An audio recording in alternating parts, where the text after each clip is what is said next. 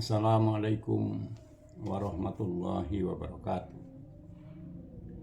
Bertemu kembali dengan saya, Ismail Kelana RS, yang menulis sejarah adat, menggali sejarah adat Luak Nantigo dari Katup Sako. Sebelum saya membacakan tulisan saya mengenai sejarah adat terlebih dahulu, saya ucapkan semoga Sanak selalu sukses dalam karir dan cita-cita. Dan jangan lupa di-subscribe agar Sanak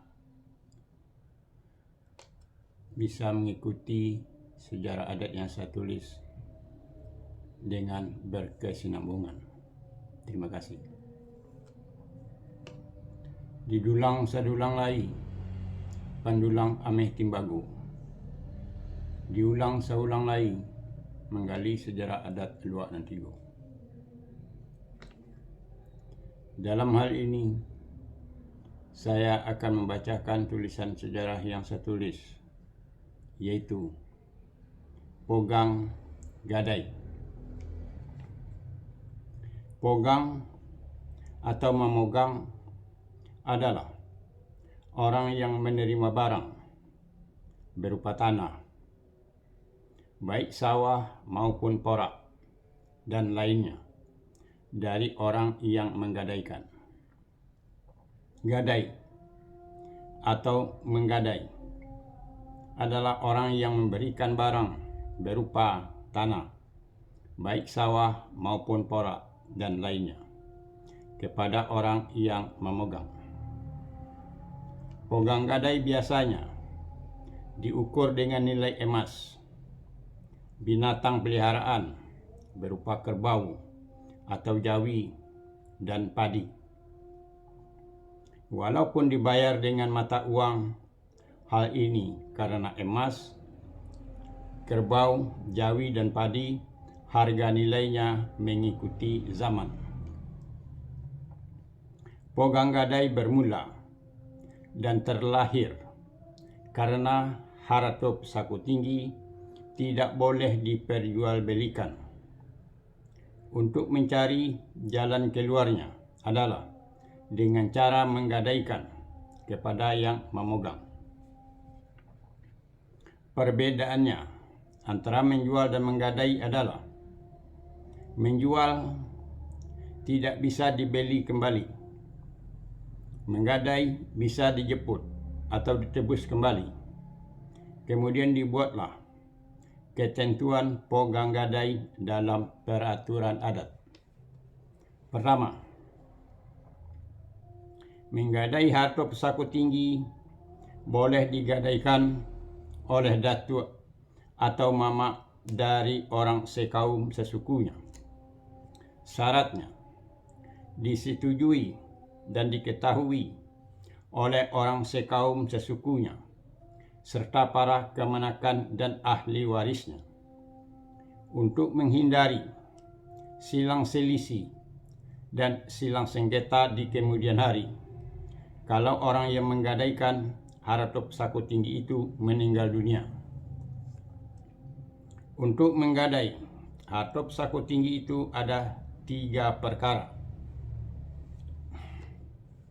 Apabila terjadi salah satu dari 3 perkara itu, atau terjadi 2 perkara sekali jalan, atau 3 perkara sekali jalan, yaitu 1. Rumah adat atau rumah gadang keatirisan. Maksudnya, rumah adat itu ada mengalami kerusakan. Untuk memperbaiki rumah adat itu memerlukan biaya. Untuk biaya mencari bahan-bahan yang diperlukan, karena pada masa itu semua bahan-bahan membuat sebuah rumah dicari ke dalam rimba raya dan dikerjakan bersama-sama atau gotong royong. Dan untuk memperbaiki rumah adat yang rusak itu dikerjakan juga bersama-sama. Biaya yang diperlukan pada saat itu adalah untuk makan dan minum kuah. Dan juga untuk membayar tukang yang ahli kalau memang diperlukan, dengan hasil sawah berupa padi maupun beras, atau dengan ternak peliharaan, maupun dengan hasil parak. Karena pada waktu itu uang sebagai alat pembayaran yang sah belum ada. Kalau terjadi hal seperti itu, harta pusaka tinggi dalam orang sekaum sesukunya boleh digadaikan. Yang kedua, rando indak balaki.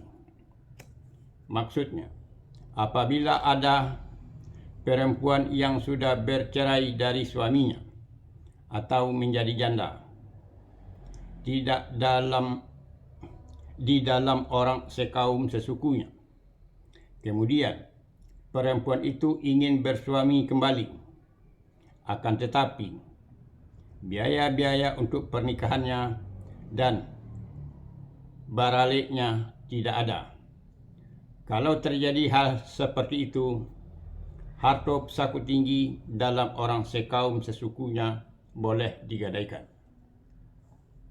Yang ketiga, moi tabujuh dalam rumah. Maksudnya, apabila ada orang meninggal dunia dalam orang sekaum sesukunya, untuk biaya menyelamatkannya, mulai dari pemakamannya sampai berdoa dan biaya lain-lainnya tidak ada. Kalau terjadi hal seperti itu, harta pusaka tinggi dalam orang sekaum sesukunya boleh digadaikan. Menjemput memulangkan harta pusaka tinggi yang tergadai itu diutamakan orang yang menggadai itu atau ahli warisnya. Mengenai biaya menjemput memulangkan harta pusaka tinggi yang tergadai itu ada 4 perkara. 1. Apabila biaya menjemput memulangkan harta pusaka tinggi yang tergadai itu dari hasil harta pusaka tinggi, maka harta pusaka tinggi yang dijemput dipulangkan gadai itu akan menjadi harta pusaka tinggi, kecuali ada basabab bakarano. Kedua, apabila biaya menjemput memulangkan harta pusaka tinggi yang tergadai itu dari hasil harta pusaka pencarian masing-masing orang dalam sekaum dan orang sesukunya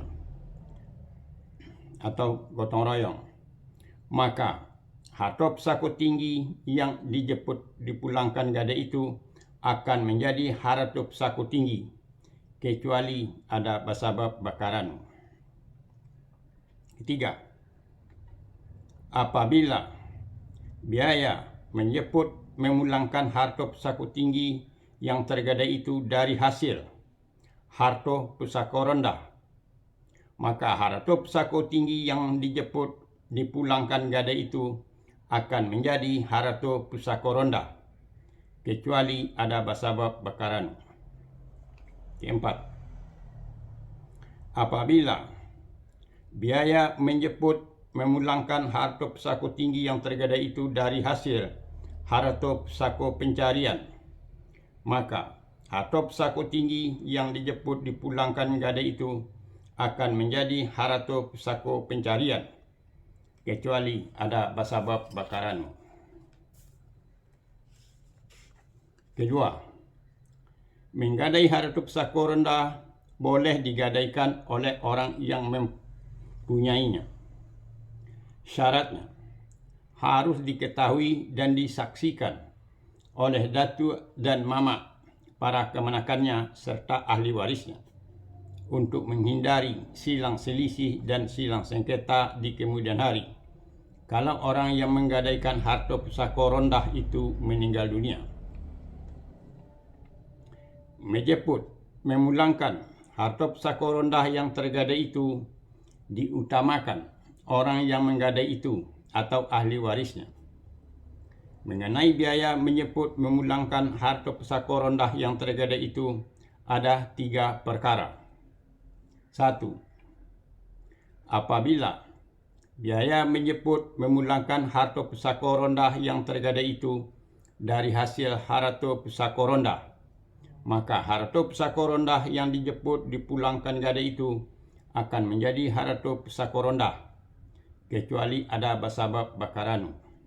Kedua, apabila biaya menjemput memulangkan harta pusaka rendah yang tergadai itu dari hasil harta pusaka tinggi, maka harta pusaka rendah yang dijemput dipulangkan gadai itu akan menjadi harta pusaka tinggi, kecuali ada basabab bakaran. Ketiga, apabila biaya menjemput memulangkan harta pusaka rendah yang tergadai itu dari hasil harta pencarian, maka harta pusaka rendah yang dijemput dipulangkan gadai itu akan menjadi harta pusaka pencarian, kecuali ada basabab bakaran. Yang ketiga, menggadai harta pusaka pencarian boleh digadaikan oleh orang yang mempunyainya. Syaratnya harus diketahui dan disaksikan oleh datuk dan mamak dan para kemenakan dan ahli warisnya untuk menghindari silang selisih dan silang sengketa di kemudian hari.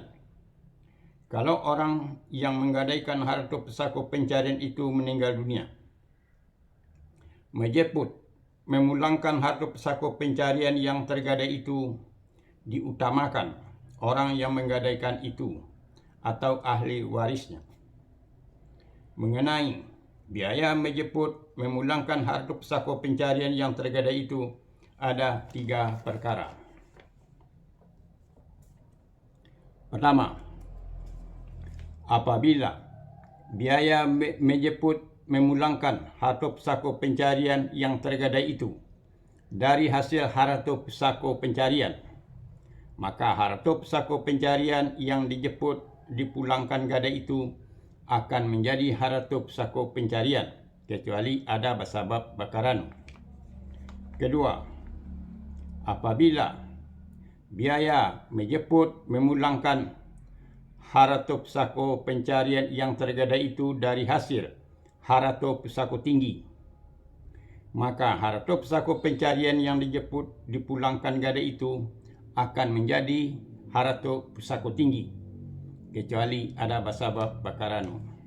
Ketiga, apabila biaya menjemput memulangkan harta pusaka pencarian yang tergadai itu dari hasil harta pusaka rendah, maka harta pusaka pencarian yang dijemput dipulangkan gadai itu akan menjadi harta pusaka rendah, kecuali ada basabab bakaran.